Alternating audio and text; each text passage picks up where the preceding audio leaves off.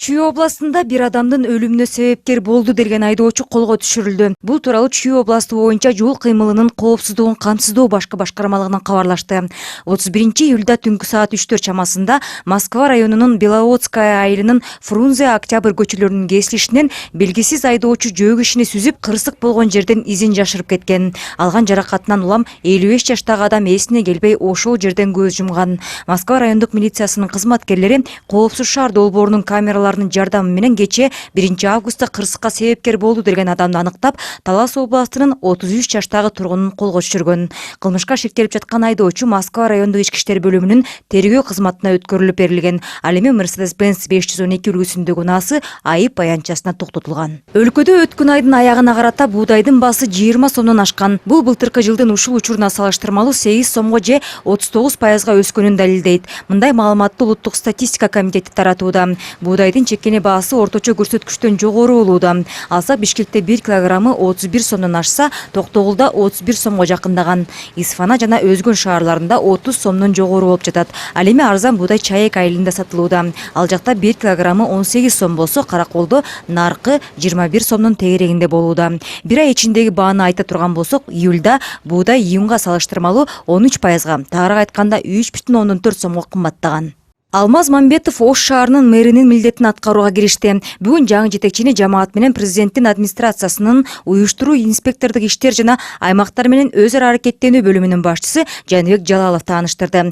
Жыйынга буга чейин аталган калааны башкарып келген Таалайбек Сарыбашев да катышты. Азыркы жана мурдагы кала башчыларынын экөөнө тең чапан тебетей кийгизишти. Кызматынан бошотулган Таалайбек Сарыбашев Бишкек шаарына мэр болуп келери айтылууда. Алдын ала алынган маалыматтар боюнча эртең Ордо каланын жаңы жетекчисин жамаат менен тааныштыруу мүмкүн. Маалымат катары айта кетсек, 45 жаштагы Алмаз Мамбетов 2016 жылдан 2019 жылга чейин Балыкчы шаарынын мэри болуп иштесе, 2019-2020 жылдары мамлекеттик каттоо кызматынын төрагасы, андан кийин президенттин иш башкармалыгынын башчысы болуп эмгектенген.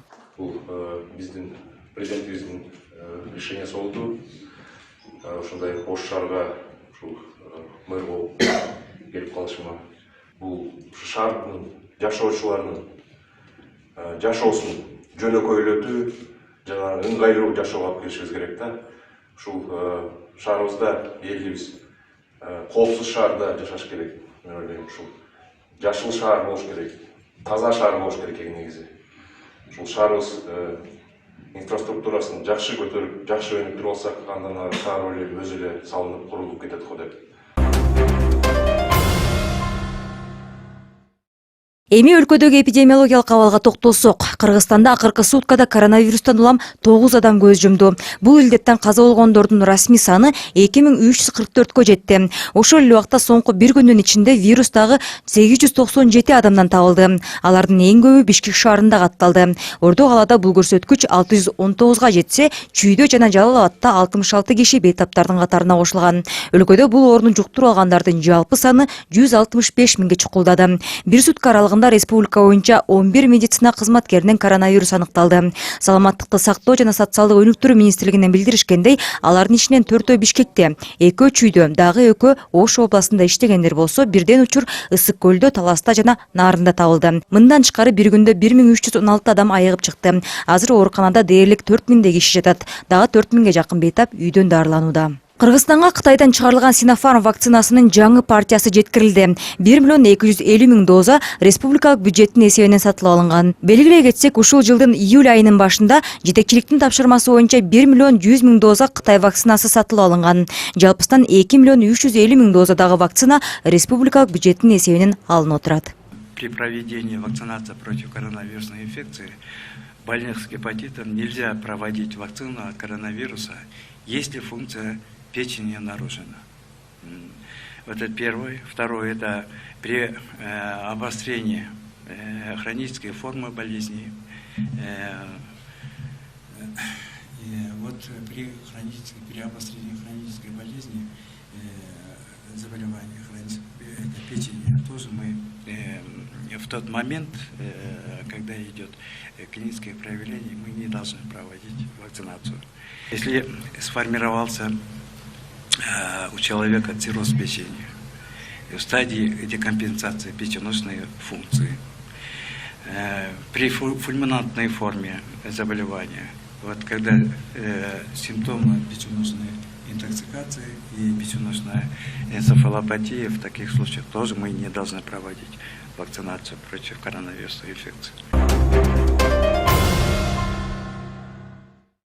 Кыргызстандык балбан Айпери Медет кызы бүгүн коло медаль үчүн күрөшөт. Спортчунун ата-андашы түркиялык Ясемин Адар экени белгилүү болду. Мелдеш бүгүн Бишкек убактысы боюнча 17:55 болот. Кыргызстандык спортчу кыз чейрек финалда россиялык олимпиада чемпиону Наталья Воробьеваны 12-0 эсебинде таза техникалык артыкчылык менен утуп, жарым финалга чыккан. Ал эми баштапкы этапта казакстандык Эльмира Сыздыкованы 8-1 эсебинде жеңген. Айпери Медет кызы жарым финалда америкалык Аделина Мария Грейге татыктуу таймаш көрсөтүп, бирок 2-3 эсебинде жеңилип калган. Беттештин биринчи бөлүгүндө талаштуу учуу жаралып, кыргызстандык спортчу кыздын машыктыруучусу ортого челлендж ыргытып, судья ката кетиргенин билдирген. Анын талабы менен судьялар кармаштын видеосун кайра кайталап көрүп, кыргыз машыктыруучусунун челленджин четке кагып, АКШнын спортчусуна 1 упай беришкен. Ал упай Аделин Мария Грейге жеңишти камсыздап берди. Беттештен соң балбандын күйөрмандарынын арасында жарым финалдагы беттешти калыстык болбой калды деген нааразычылыктар айтылып, АКШнын спортчусуна жан тартуулугун айтып чыгышты. Ошондуктан кармаштын жыйынтыгын жокко чыгарууну талап кылышкан эле. Маалымат катары айта кетсек, учурда 22 жаштагы Айпери Медет кызы